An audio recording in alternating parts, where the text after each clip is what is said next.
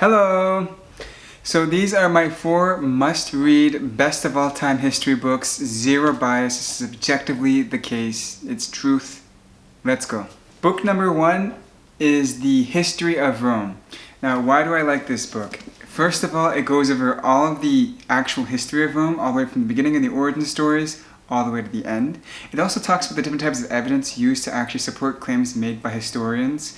One of the problems with Roman history is you got guys who basically just wrote books, and some of it's fairy tale, some of it's fact. For example, The Rise of Rome of Livy, he has an origin stories about the origins of Rome. Now, there has been some archaeological evidence to support some of the story, but unfortunately it's not completely evidence-based. And when you read Roman history books, nobody really tells you which ones are just fairy tales and which ones are facts. But this book will give you a little bit of an insight. Another reason why I like the book is it goes over all the different institutions or policies in Rome, whether it's how they handled small city-states, whether they said, oh, well, okay, we'll let you be politically independent, but we need you to send us 5,000 men every month for military practice or invading someone else or whatever, you pay taxes. And also talked about the different types of military strategies they used. I also like the fact that the book has a ton of references for almost every facet of Rome. If you want to go over Roman economy, Roman social life, Roman law, Roman military strategy, you name it, and it has a series of references in the back for you. So it's my favorite Roman history book. My second favorite book in this list is The Fortunes of Africa, a 5,000-year history of greed, wealth, and endeavor. This is also another terrific book. It's very systematic, it's big, it's like 900 pages. It's got a lot of words in it. This font isn't small. It's very systematic, it's not too biased, and it has a lot of detail in areas where you wouldn't think to look for detail. So one example is when they talk about the downfall of capitalism in Africa. It relates to the diamond mines. Early in the days for the diamond mines, there was a lot of excess labor, and obviously there's an abundance of diamonds. And what would happen is, in order to get more market share for the diamonds, they would produce more diamonds. But when they were doing this, they would also drive down the price for diamonds. Now, when you drive down the price for diamonds and you also get more labor on board, if you don't get more market share, then your returns aren't as big. So what happened was they monopolized diamonds, right? This eventually led to the monopolization of diamonds. And this book covers that in detail. The book also covers partitioning of the borders. And the colonial powers, when they split up Africa, didn't do it in reasonable ways. For example, there are countries where half the country speaks French and is Christian, and the other half of the country speaks Arabic and is Muslim. But colonial powers, such as the British, decided to put them together in the same area because I guess they were under colonial rule. So basically the borders that were in Africa didn't make a lot of sense. The book also covers the rise of independence, the independence era, 1930s, 20s, 40s, and 50s. And it even goes over how, for example, Ethiopia was the only country in Africa that ever actually stood up to colonial powers and won wars against colonial powers. The book is really well detailed, goes over a lot of African history, and it's a great book. Number 3 in this stack is actually probably my most favorite history book of all time, is The Modern Middle East, A History of the Modern Middle East. It's basically mostly a modern history book, maybe 18th, 19th, all the way up to present. There are 4 or 5 editions of this book. I've definitely seen the 4th edition. If you're going to get this book, definitely buy the latest edition because he updates it to what has unfolded in recent times. Now, why is this my favorite Middle Eastern history book? 1, it's systematic. 2, it's not biased. And 3, it goes into great detail as well.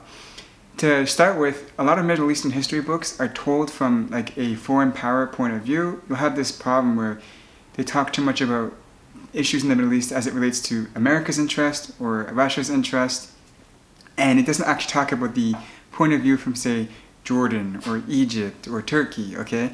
This book stays Middle Eastern centric. It takes the viewpoints of the leaders and parties and peoples inside that country, and so if they talk about something as it relates to foreign powers, let's say in Israel or whatever, it won't take America's interest in Israel, it'll take, let's say, Palestine's interest in America being in Israel, which is great. It keeps that Middle Eastern centric point of view.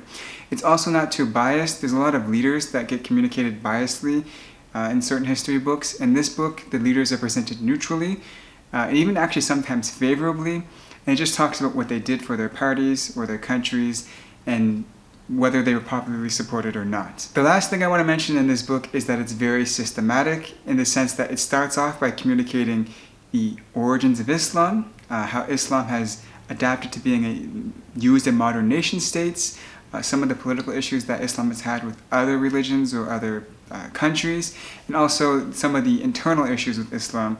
And it kind of peppers that all throughout the history and kind of it puts it in the proper background seat that it has, because Islam is always a feature of Middle Eastern history. So those are some of the reasons why I like this book. It is my favorite history book of all time and is definitely the best history book for modern Middle Eastern history.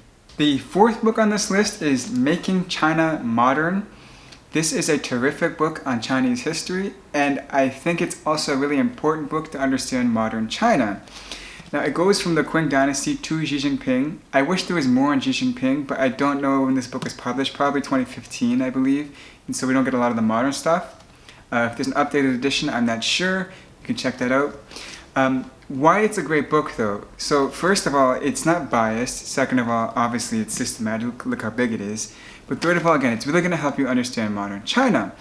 It goes over things like the Opium Wars, and it talks about how the Qing dynasty actually had foreign ministers who wanted to end the Opium Wars. It wasn't that China wanted to buy opium. They did want to end the Opium Wars. There's even letters that were written to British gentlemen who were basically selling this stuff, saying that if you wouldn't sell it to the British people, then why are you selling it here? He goes over some of that stuff. He also talks about how Japan had this vision to unify Asia under Japan, and so you can understand why China has such a tumultuous relationship with Japan in modern times. It explains some of that. It also talks about how the 100 years of humiliation, where basically foreign powers continuously partitioned or cut up different ports inside China, tried to force their way into China when China didn't want to be open to foreigners. It talks about some of the good reasons why China was against foreigners, some of the bad reasons, and he'll explain that, and as a result you'll start to understand why China has its relationships now in the current times with foreign powers, why some of these relations are not as friendly as they should be. Something else that's really important about this book is it goes over the different types of governance after the Qing dynasty, and this will help you understand the modern issue with Taiwan, explains the origins of the government in Taiwan, and also explains why the current mainland Chinese government wants to take back, or at least usurp, this government in Taiwan, and it also explains some of the history and background of the Communist Party and its rise to power. It is a great book on Chinese history. It is probably all you really need to know if you want to understand modern China, and for that reason it's definitely on this top 4 list.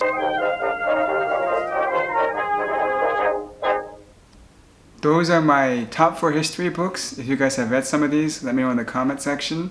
And with that being said, stay classy.